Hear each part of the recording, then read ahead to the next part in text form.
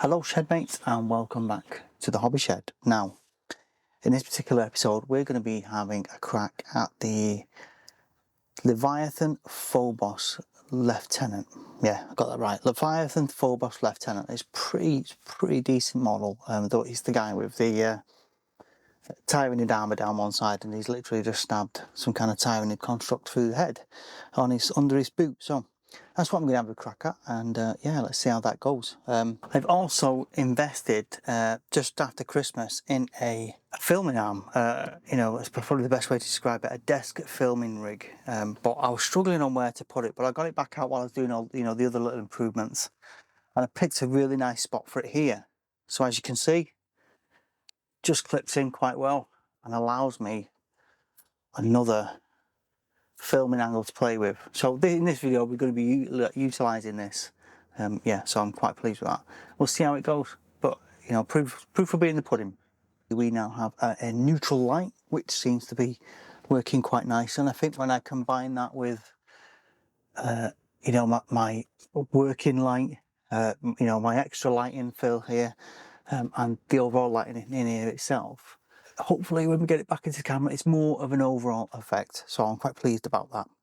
I'm going to be doing this Lieutenant in for my Raven Guard. I do have quite a small collection of Raven Guard on the go, and they're more of like a backfill unit. I'm pretty much a hobby butterfly, so I tend to be inspired by the things that I'm either reading, watching, looking at, and I was going through, I've literally gone through all the Horus Heresy books all the way through, and obviously Raven Guard features quite heavily in there, and it's through those books that I've got quite into the Raven Guard. So I have quite a little small force of Raven Guard that I've got on the go. Here's some examples of those.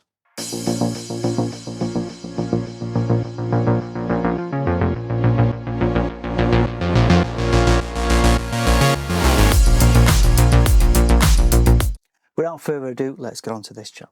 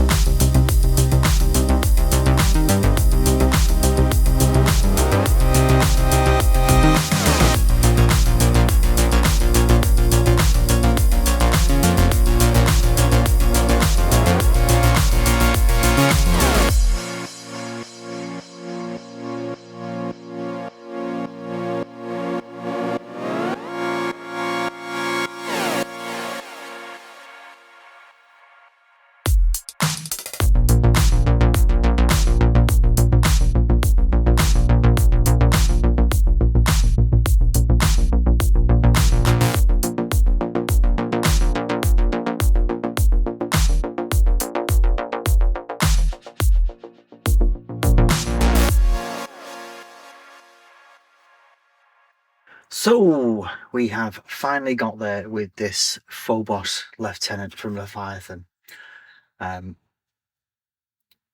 What I still need to do on him, I've worked on the base somewhat. I'm probably going to do some highlights and some, what do you call them, Vallejo pigments on the base.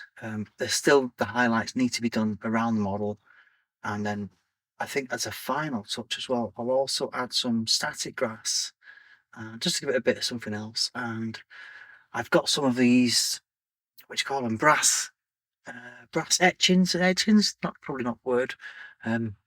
Basically some brass Legion brass chapter. I've got some brass chapter decals to stick on there, so I'm quite pleased with them, and yeah, we'll go from there.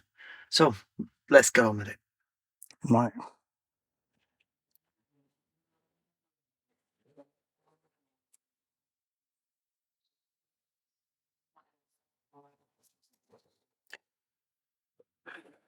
Okay, going over the highlights now. Let's see.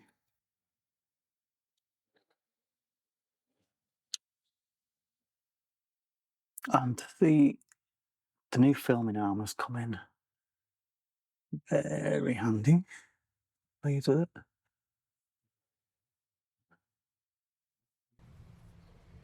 Okay. I think it'll provide good benefit in the long run. My plan though is to get another, maybe get a monitor just here, so I'm not having to stretch my neck to see what I've got on camera at any one time. Getting some of these highlights, let's just get that one there.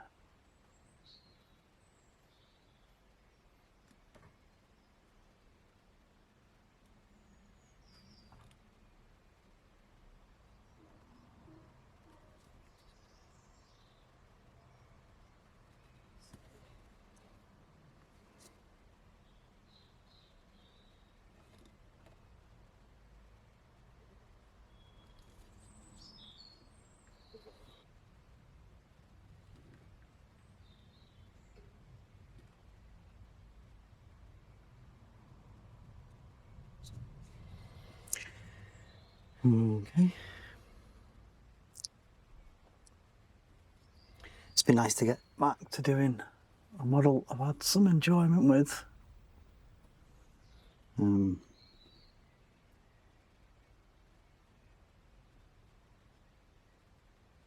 I did enjoy plating the Legion stuff, but I just felt it was more of a chore than maybe it should have been. It should have been a bit more enjoyable, but I didn't really feel I was getting that much out of it.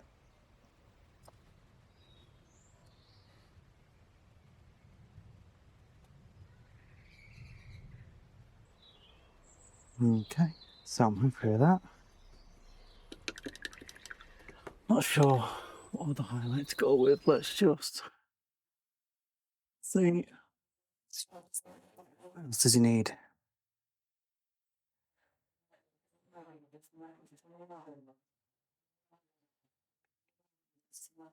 I think what we'll do next is get this glued on. So clippity clip.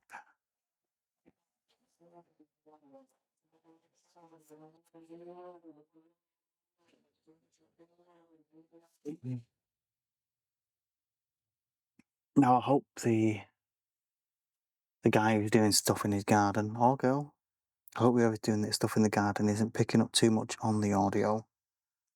Because that could be a wee bit annoying. But in my editor, there's a good way of trimming out all noise, so it's just voice, which is what I tend to do for my main audio channel. So hopefully we can cut that bit right out. You got this? It's a fiddly little thing. Think we've got it now? No.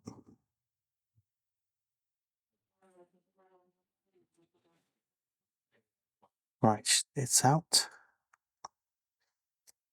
No, you've got a little Raven Guard symbols to get stuck to the finger there. And what we have to do is kind of, so we can get this on the camera. You have to kind of bend this around something. I'm just kind of pressing it into the finger. Yeah, and then eventually we get it onto the model and put the correct shape around the actual, and there's a slight curve to it then. Now,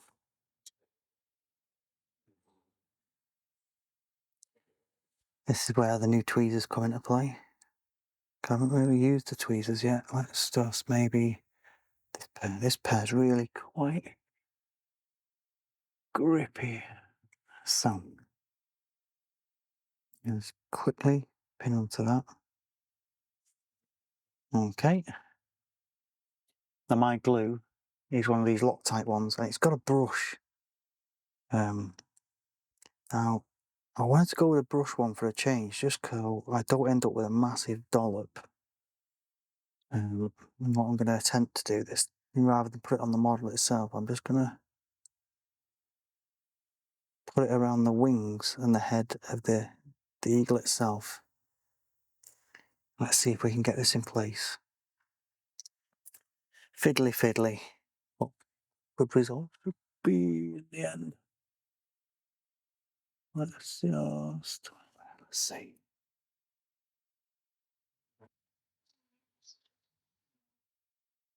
Oh, no, you stay there. Try and doing this without too much of it on my fingers.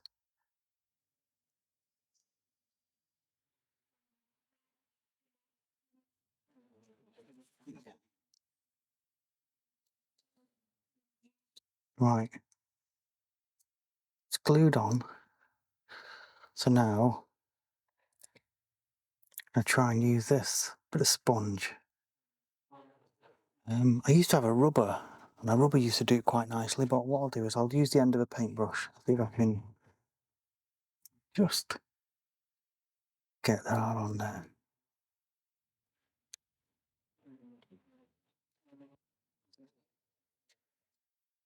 It's a great idea in theory.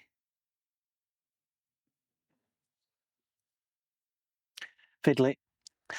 And then finally, the last piece of the puzzle is the Army Painter's Deadland Tuft.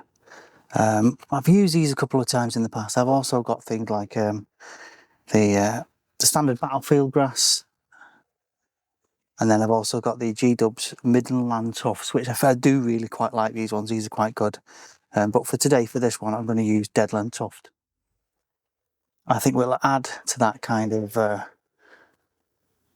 look that's going on with it, and then finally I'll get some of the Vallejo pigments on to tap it off.